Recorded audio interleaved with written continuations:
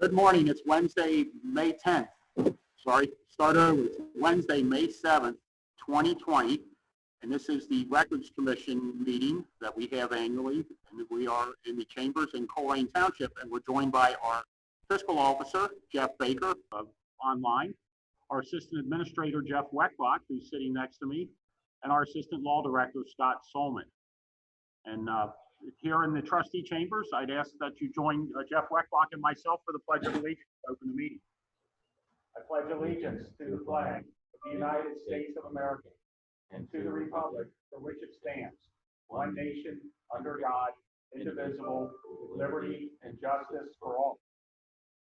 And I would like to make a little comment just as a historical reference. There's a lot going on in the township right now, and a lot of people who've never seen this in their lifetime. Just as a historical reference, though, it was 75 years ago this week, and I believe tomorrow. A lot of old folks that I know that have since passed, but it was Victory in Europe Day on May 8th, 1945, or it was that week. And that was the end of a very long period of hard times in our country, and hopefully we'll see the end of these hard times sooner than later. While it seems devastating to most of us, and it is, it's probably not as bad as it was 75 years ago, but we are glad to be here and thankful to be Americans living in our great country. So to the matter of the day, I'm going to ask our Assistant Law Director, Scott Solman, to talk about why we are here and what we need to accomplish this morning. I think the purpose of our meeting today, thanks, Dan, is the fact that with respect to our records retention schedule, the purpose is to kind of discuss ways in which we can improve it. Obviously, Fiscal Officer Baker and I had a conference call with the auditor's office earlier this week in relation to how the township has been inundated with a number of public records requests. And I think one of the things we pulled out of there is the fact that, hey, it makes, in the way the world is going internally, is it's moving from hard paper into electronic form and digital form. And I think that in order for the township to move forward with respect to storing digital copies and kind of moving in that direction, I think there's just some steps you need to take. And I think the first one is probably getting that acknowledgement onto our records retention schedule. And essentially it would, with respect to the way the records retention schedule is set up now, they request a media type as one of the categories. I don't think that we really need to address any kind of specific retention periods for any specific item, but my recommendation would be to go ahead and, with respect to all the media types, add digital as one of those forms with respect through the entirety for all items. That way it allows us to then have the ability to go ahead and store stuff digitally. And, with respect to some of these public records requests, which take considerable amount of time and effort to respond to, we can begin to provide links that can quickly provide access to those documents and can quickly cut time and cost with respect to, what the township puts into it. Fiscal Officer Baker, do you have anything you want to talk about as far as something I may have missed with respect to what you took away from the auditors conference? No, that sums it up. But what I would add, just to give you some perspective on how these retention items relate to the number of public records requests, we've done a little research with Jeff Weckbach's help and have determined that about 25% of our public records are requesting invoices. So just to give you an idea, currently we're on par for about 900 public records requests this year. So to give you an idea, 25% of that would certainly help. And I would think that those are some things, obviously there are items that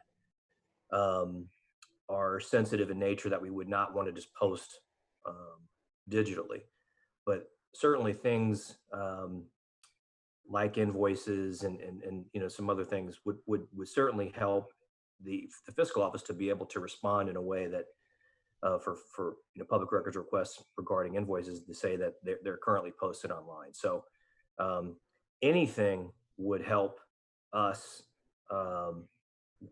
whittle down the number of public records requests we're getting, but the largest majority or the biggest percentage of requests are invoices.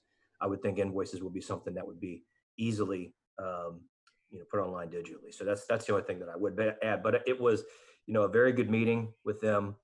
They're very aware of the situation, the unique situation that we have in Colerain Township, and they're aware of the Ohio Revised Code and how it relates to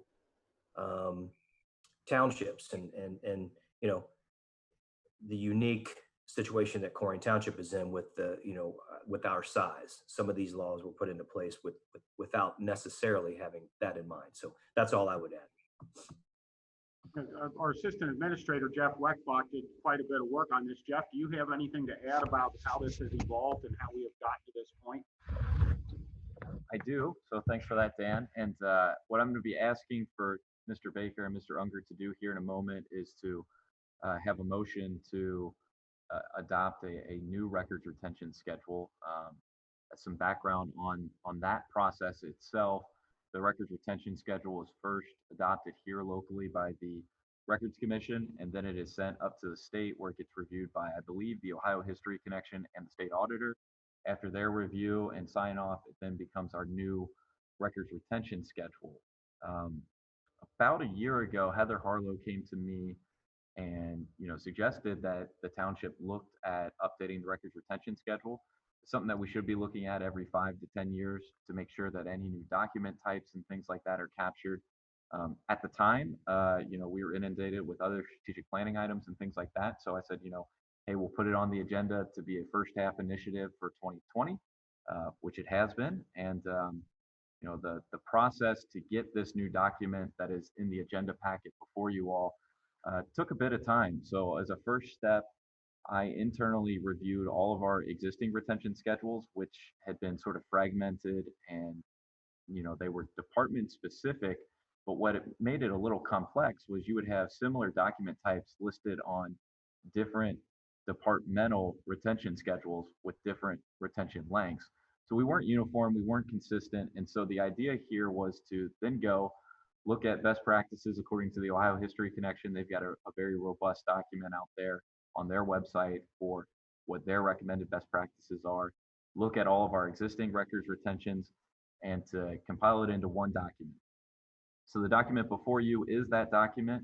It has been reviewed by all the department heads to make sure that we weren't missing anything and to make sure that the records that are listed in there comply with their systems. Some of their systems maintain documents for a set period of time.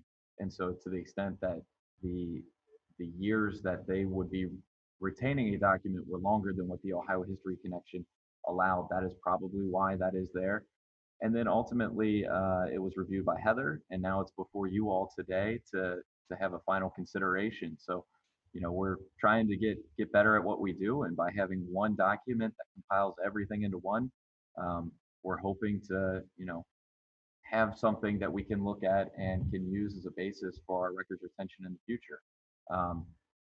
Now, just because it says that we retain it for a year or 2 years or whatever that is, it doesn't mean that we necessarily destroy it immediately on that 1 year anniversary. So that is something to keep in mind. Some departments keep documents for much longer than others, but this at least allows us the flexibility to become more nimble and make sure that we are doing best practices and not letting our records completely overrun our facility. And with that, I would request a motion to adopt an updated RC2 records retention schedule. And the one thing I would say was just to make sure that the media type includes digital for every item that is included in this proposed new records retention schedule. And is that understood, Jeff Weckbach, that it would include that? I don't know that all of them say that now. So if you all want to do a motion to adopt the schedule with the inclusion of digital, I think that would suffice. And then I will make that change on any of them that don't currently reference digital before. I think that's correct.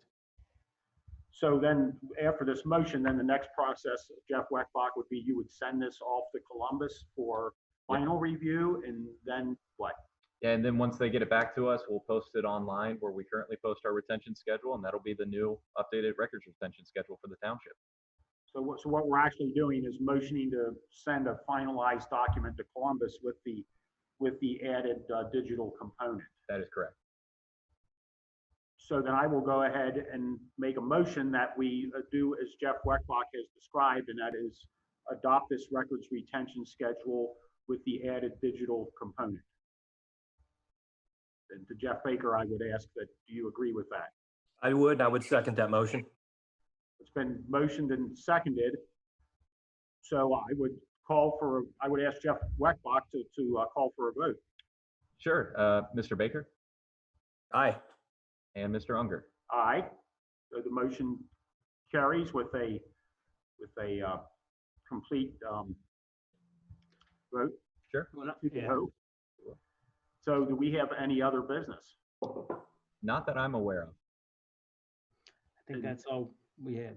And Scott, do we have anything else to discuss during this meeting? I don't think so. I think that once we go ahead and get those changes made, then Jeff can send it up, and I will confirm whether or not the township at maybe a board meeting needs to officially approve it. But I think Mr. Weckbach is correct in the fact that once it's approved by the Historical Society and the auditor's office, then it does become our records retention. But if for good measure, it probably makes sense at the next meeting following their approval to go ahead and adopt it, so there's no confusion. Does that make sense? And just due to the timelines of putting our agenda together, that would probably be the second May meeting, as the May 12th meeting and the due time for the agenda is upon us. So if we have it ready, we could do that at our second May meeting. Okay, that makes Yeah, sense. and the process with the state may take a couple of months. So Or it might be the June meeting, but Yeah. this is just one more step in the process. that's right. Okay. Well, and then with that, I will ask for a motion to adjourn this meeting. Jeff Baker, I motion that we adjourn this Records Commission meeting, and Jeff Weckbach, I'd ask that you call for a vote to adjourn the meeting. Does Jeff Baker have to second it? I second. Oh, okay. Okay. All right. Mr. Baker, Aye. Mr. Unger. Aye, and therefore, Aye as well. at 10:14 in the morning on Wednesday, May 7th, 2020, our Records Commission meeting is hereby adjourned.